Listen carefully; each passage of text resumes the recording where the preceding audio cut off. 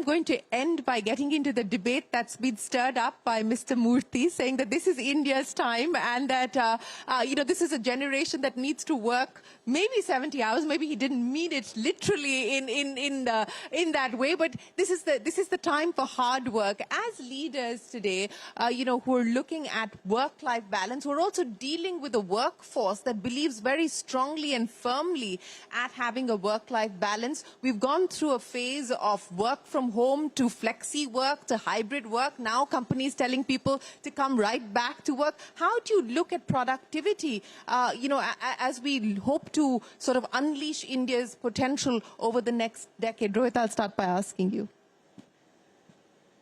So I think we are blessed with great talent and a great culture. And we do believe in flexibility, and we believe in trusting our people. And so we have a hybrid model. That said, we judge people by outcomes, not by number of hours they put in. I think our people do work very hard. I must say, even we don't count it, but we know that they work very, very hard. And there's a whole spirit of driven to achieve something that's above the excellence, and it's just how our people are wired. But that said, we also value equally mental well-being as a very important ingredient to making sure we have a healthy workplace. And we have many, many years of tradition of having infrastructure that supports that conversation. We are open about it. We have people who can champion and support people in the workplace.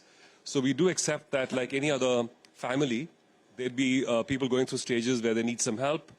So at the same time, by and large, I think it's really about having an open culture, trusting our people, basically driven intrinsically from their own desire to do well. And I think we're blessed in that sense as a Hindustani Unilever. Anish, how are you looking at this problem? And specifically as an employer and as an employer of young people, how do you address this? I think it's very important for each person to have a balance that works for them.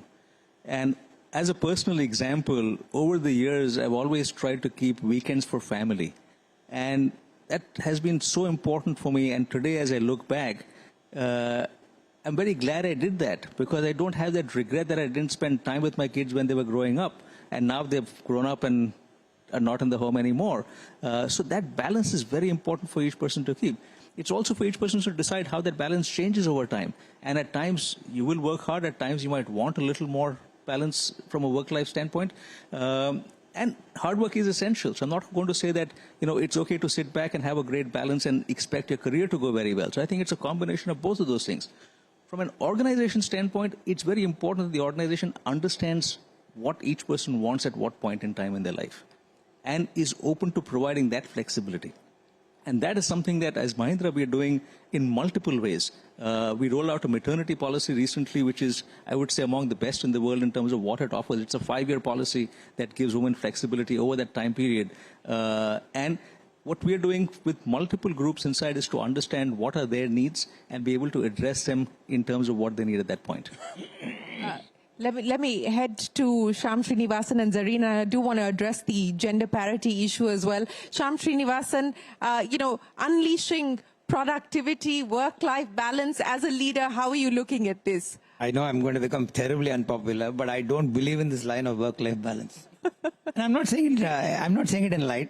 I think it's probably integration. People have to figure it out themselves best. You can't expect the lifestyle of your grandson with the salary of your grandfather. Let's be clear about it. You have to put in the hard yards. Find the best way to do it. Do it at home, do it at work, where the location agnostic.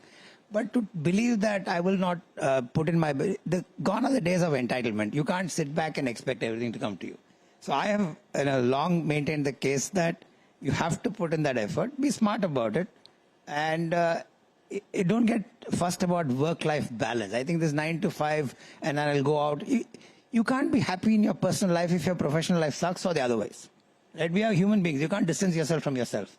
So we have to come to terms with that. I know many youngsters struggle with this idea of how to resolve. I think institutions, like both of them mentioned, have created enough platforms to advise, guide, coach, counsel. And we must do that continuously. But I would strongly, whether it's 70, 67, 60 hours of work is not relevant. I think you have to believe that you have to find the best integration between these two and give it everything. If you want the results, and If the passion is not there, do something else. Yeah. Fair enough. Zarin, especially, to ensure that we have more women in the workforce. I'll just add, sorry, we have 41% of my workforce is women. Well, right, and I don't know. That's good to hear. Big round of applause to you, and we hope that we see more and more organizations moving towards gender parity. But my women are very happy at work. Yes. So we have certain policies, and now we have paternity leave. So even that is something that most organizations don't have. We have introduced. But we have creches in our buildings. So for example, in Bandra Prime Place, we have a creche. So we have the support system for women. And I mean, if somebody is having a personal issue and wants to work from home, it's fine. But it's more about supporting the person at different stages is what we focus on. Yeah. May I add something here? Yes, please. You know, I'm actually hopeful about this for your nation. I've watched the evolution of the workforce in many different countries around the world, and sometimes it hasn't worked out so hot. But the fact that you still have a population dividend that is willing to have aspirations, have a reasonable amount of hard work to achieve that, and with a generation that hopefully is also looking to have values that are consistent with what we're trying to save. You know, climate, electric vehicles, diversity. If your young workforce, that is the fastest growing population at this scale in the world, gets the balance of all of that right, that'll be a real source of competitive advantage for India and the world, because others haven't gotten this right. Well, so let's ask the younger people on this panel for their views. And yes, Sandhya, you've got the mic already, yes, waiting to start. So go ahead. Look, I think we have to go back to, if we want to be an $8 trillion economy, it's not going to come if women aren't equally participating in that, which means we have to build the support systems that enable them to participate in the workforce equally.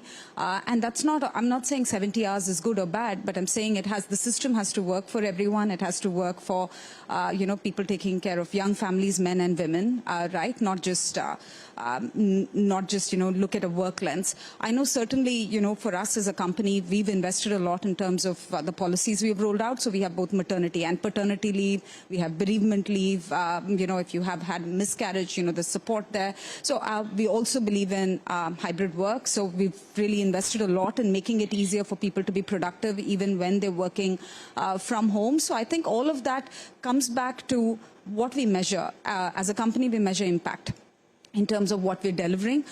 So I don't think it comes back to the number of hours. I certainly think that if, I was a young mother a long time ago, but, I'm glad that I stuck, and I'm glad that the company that I worked with had policies that enabled me to stay in the workforce. That's the thing that we should be measuring, not whether you're putting in 70 hours at work, whether, we have everyone participate and not drop off over the course of the years. So, Nikhil, we've gone from moonlighting now to work-life balance, which is stirring up all sorts of debates and conversations. Your point of view as a young entrepreneur and investor. Shireen, there is so much virtue signaling in the world. We saw earlier that ads have started doing it as well. Let me not say what is better or what is worse. I feel like there is so much precedent to 4-day work weeks, to the socialist leaning policies of some Nordic Scandinavian countries, or history for that matter too, to have shown that that form of ecosystem does not work as well as capitalism, not just for a category of people, but for the whole country at large. I think the government has done a great job of recognizing that. Lower tax rate, 25% for corporates, is a great step in the right direction. So if we are all agreed on the fact that capitalism is the way to go, the very thing at the core that we need to cherish or celebrate is competitiveness. And everybody has to compete with everybody. I think net for society at large, that is what is required. So if you want to go out and compete by virtue of the number of hours you work, you should be able to do so, I think. Sure, fair enough. Mithun? Actually, I'm more the integration guy. I think work-life integration is one thing. But I'm going to, reflect. There's something that I keep reflecting back on, and we have a workforce which at an average age of 29. We see many people who possibly have a child around this point, or just, this whole system of, when you get promotions and you go up as well also, it puts you on a race. And that's what creates, I feel, a big chunk of problems. If you really think it was about the job that you do and the role that you want to play at that point, and it allows you to expand at certain points and take a couple of years, step back, and then come back to expand again, I think it won't put you on that race to say, I have to become a vice president. Anyways, what does a vice president in one company mean to another company? But for whatever reason, we don't give flexibility of role, and it's not role-based, right? It's the delivery is based on the title that you get as well also. Yeah. And it doesn't allow people to ever step off that. And I think that is one fundamental problem that people need to think about and sort of solve as well. And that's a deep conversation to be had, which requires a fair amount of introspection, but that's a very valid point that you make. Abhinav, seriously, looking at it from your lens, with the kind of dedication, passion, purpose that you were driven by, I mean, how do you view this issue going forward? I'll give you my own example. I achieved many goals in my life. I won a gold medal at the Olympics. I won a world championships, blah, blah, blah. But I failed, and I failed miserably in achieving my fullest potential. And looking back, I attribute that failure to a lack of balance I had. For far too long, I dehumanized my pursuit. And I am absolutely of the firm belief that to sustain success, and to sustain success for a long period of time, human well-being has to be at the heart and the center of performance. I don't think we could have ended on a more beautiful note than that. There is so much food for thought here that each one of you have shared with us. So thank you so much for giving us lots to think about. I'm going to end by asking each one of you for one word. Manny, I'm going to start by asking you, India in 10 years, what's the one word that comes to your mind that you would associate with that picture? Important. Shyam? Don't give me one word, I'll say one sentence. The IPL statement goes, if talent meets opportunity, India is that. Talent has met opportunity. So India has got a bright future. Abhinav? Sport. Sport. Zarin? Resilient. Resilient. Rohit? World power. Global leader. Arrived. Important. Thriving superpower. Thriving superpower, arrived, built on power, passion, perseverance, and resilience. Ladies and gentlemen, what an absolute pleasure. Thank you very, very much for joining us here for the 19th edition of the India Business Leader Awards. As I promised, we will reveal the winners, but in a little bit from now, from all of us here on this special broadcast, thanks very much for watching.